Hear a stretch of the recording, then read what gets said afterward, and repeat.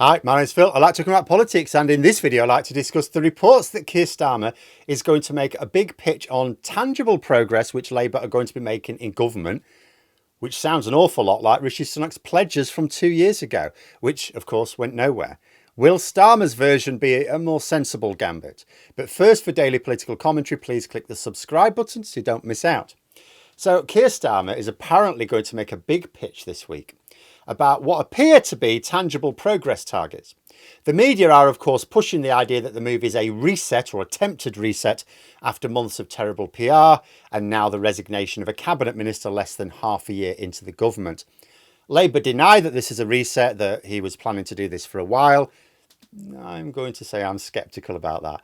If this announcement were planned a long time ago, why would you do it now? Like, you could do something like this after the first 100 days of government. You could do it right after the budget. You could do it in the new year, as Sunak did. That's a good time. I don't see how you would do it to the start of December. Parliament's a few weeks away from the Christmas recess. Most people are paying attention to how they're going to afford the most expensive time of year. I'm not sure people are going to be paying attention to Starmer's pledges. I may talk more about the specifics when they're formally revealed to see if I think they're going to be sensible. But as the report suggests that there will be promises centering around NHS waiting lists, crime figures, early years education and living standards, I am inevitably going to draw a parallel with Sunak's 5 pledges. Now, I thought I'd finished talking about those. Apparently not quite. Sunak's 5 pledges, of course, ended up being a disaster for him, for reasons I'll recap in a moment. But the question really is, were the pledges a desperate act doomed to fail, or were they a good idea that was just badly implemented? Because that matters for how Starmer approaches his own version. So let's recap Sunak's pledges. Halving inflation by the end of that year, so that's 2023. Grow the economy, reduce debt, cut waiting lists, stop the boats. Now, at the time, people attacked Sunak's pledges as a mixture of the too easy and the impossible. And some of the ones described as too easy he still failed at, like the NHS waiting list. I mean, this was spectacular. They were 7.2 million in England when he mentioned those pledges. By the time of the election, they were 7.6 million, so they'd gone up. And actually, that wasn't even the peak, because this I'm comparing this to like May. So NHS waiting lists inevitably go up over winter, and then they come down over summer, right? So he somehow managed to make the waiting lists worse in May than they were the previous January in winter. Special sort of genius, that. If Sunak wasn't going to try to reduce waiting lists, he really shouldn't have made a pledge about it.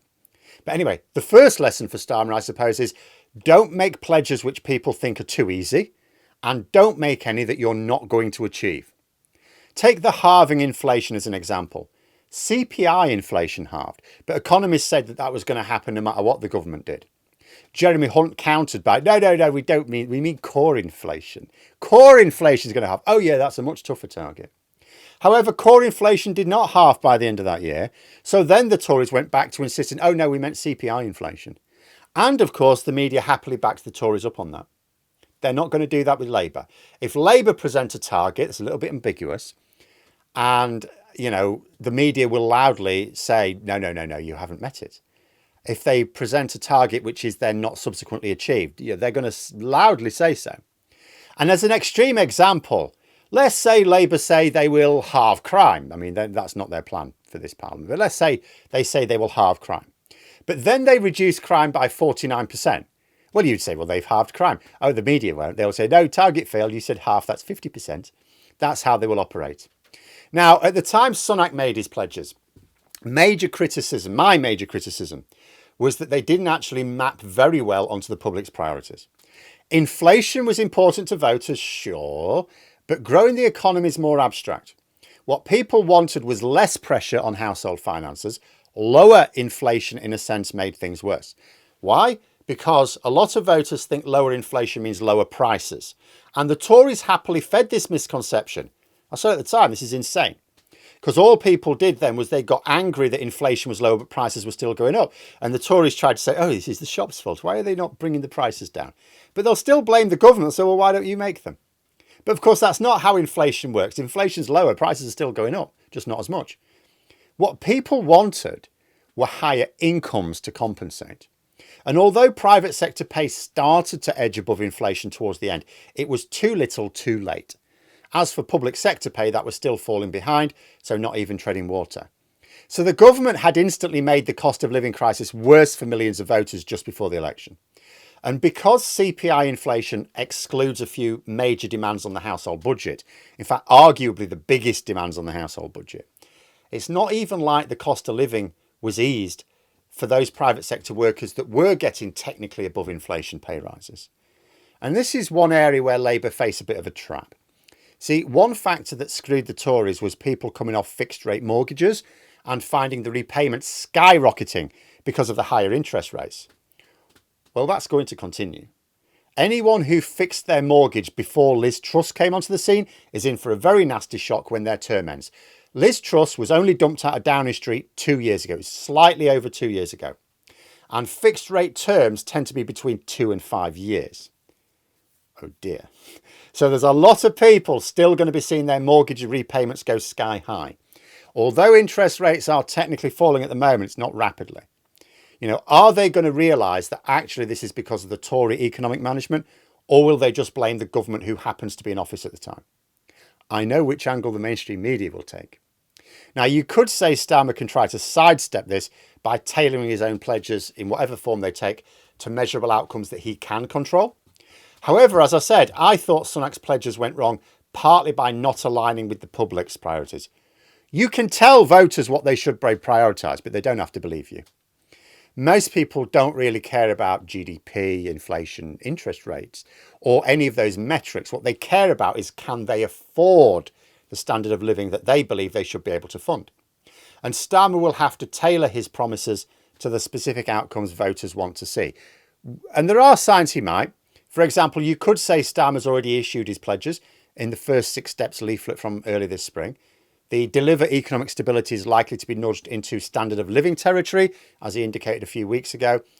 Cutting NHS waiting times or lists, they say both, whichever number you focus on, that's likely to remain there because Labour will genuinely want to work on that. However, they also seem to be focusing on their prevention reforms first, so we may not see significant drops in waiting lists until, say, halfway through the Parliament. Now, that is where I have a concern. If Starmer tries to focus the public on specific promises, which will be met in time for the election, I think that's too long to work as a distraction from recent problems. If this is to work, surely he's going to need something with a shorter term, pass or fail date, which is tricky, as what Labour are doing is largely working on long-term plans. But they're going to need something. Perhaps they could break down promises into annual milestones. A promise that, say, every July, the month they came to power, NHS waiting lists will be lower than the previous July. Some of the reports have noted that Starmer won't be setting immigration targets, and I remember The Guardian said, we're surprised about this because he went on about it last week. And it's like, why are you surprised?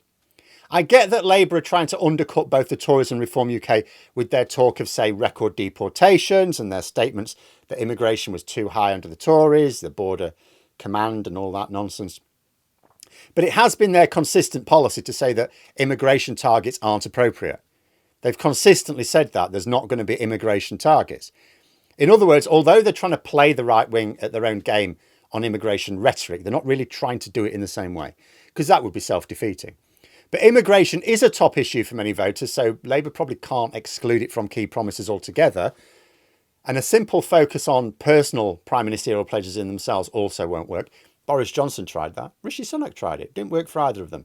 Like Boris Johnson, whenever the government were getting stick about something, he would say, I agree to take personal charge of this project. Obviously, he was far too lazy to actually do so, but even a hard-working Prime Minister can only personally oversee so much. Besides, cabinet ministers don't really want the Prime Minister breathing down their necks all the time.